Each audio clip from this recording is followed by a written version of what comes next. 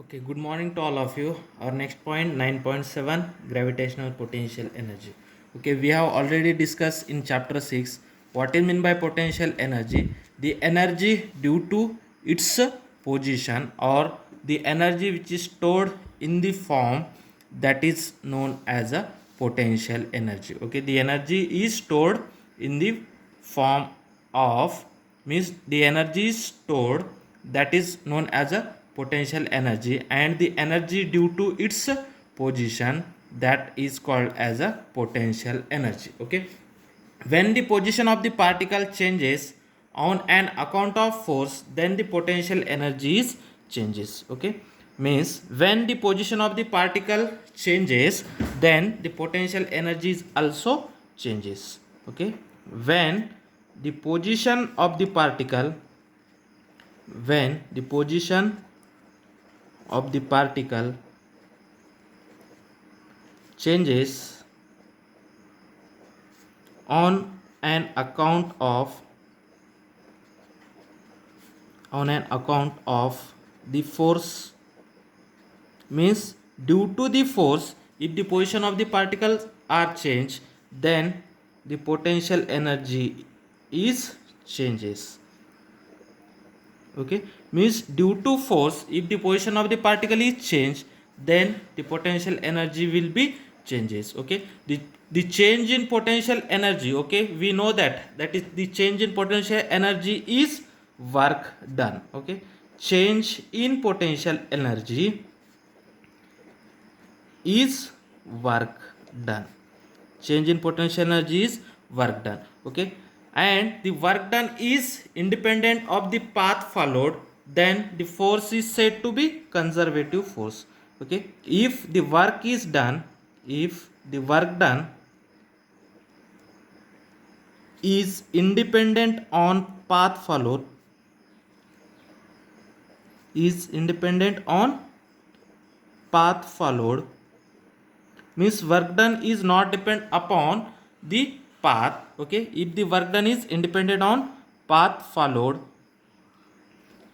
then the force the force is called as conservative force, is called as conservative force. We have already discussed that what is meant by conservative force. If the force is independent on the path, then the force is called as a conservative force, and the work done by a conservative force on a closed loop, that work done is zero, and the work done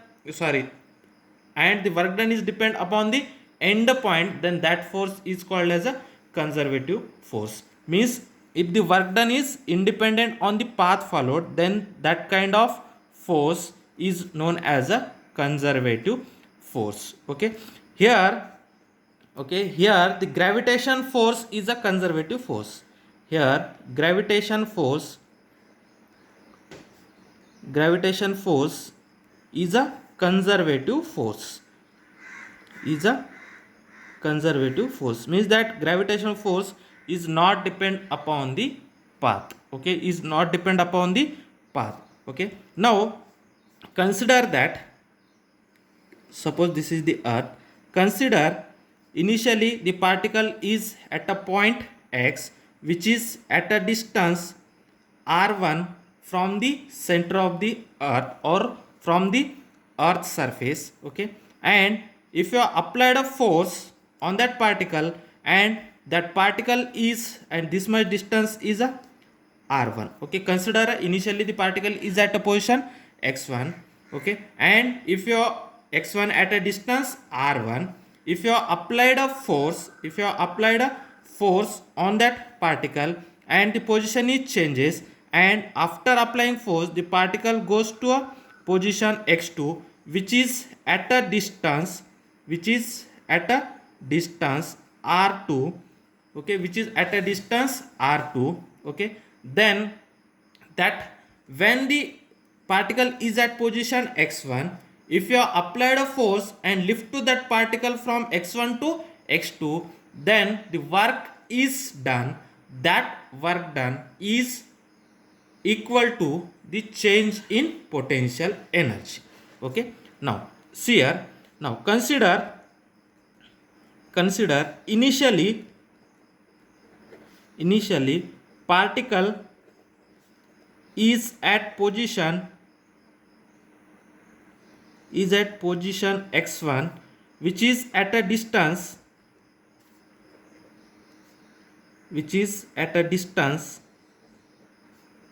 r1 from the earth surface,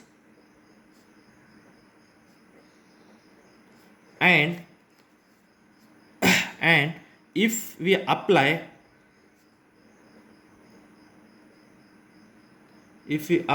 a force, okay, if you apply a force on that particle,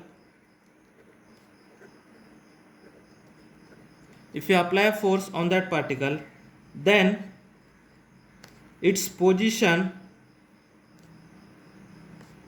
changes and particle goes to at x2. Okay, initially the particle is at x1. If you apply a force, then that particle goes to x2, which is at a distance r2,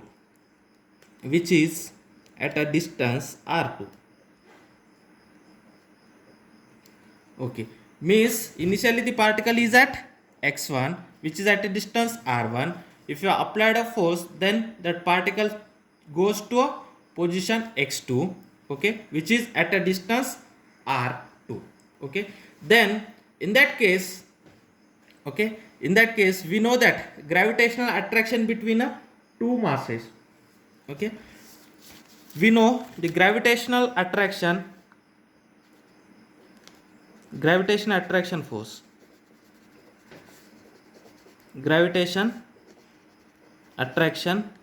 force. Okay, what is the gravitational attraction force? Means we have to apply a force that F is equal to G m1 m2 by r square. Now this is the equation number 1.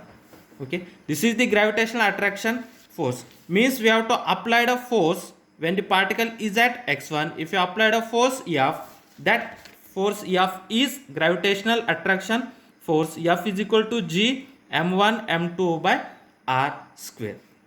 Okay, if initially the particle is at position x1, if you applied that force that F is equal to G m1 m2 by r square, then it goes from x1 to x2, which is at a distance r2. Okay, then the work is done by that variable force.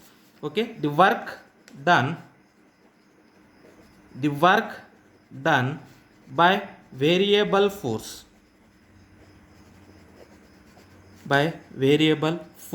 is, okay, that work done is equal to, okay, the work done by variable force, we know that work done by a variable force W is equal to F into dr.